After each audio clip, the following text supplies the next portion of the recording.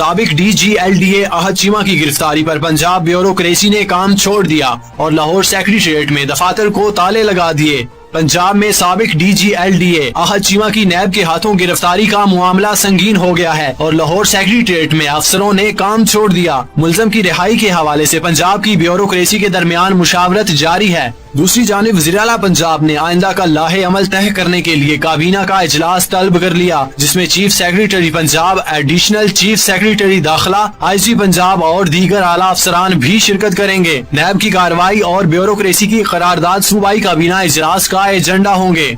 वाज़ेह रहे कि गुज़िश्ता रोज एहतसाब अदालत ने आशियाना हाउसिंग स्कैंडल में साबिक DGLDA अहद चीमा को 11 रोजा जिस्मानी रिमांड पर नैब की तहवील में दे दिया था, जिस पर पंजाब ब्यूरोक्रेसी की जानिब से शदीद एहतजाज सामने आया था।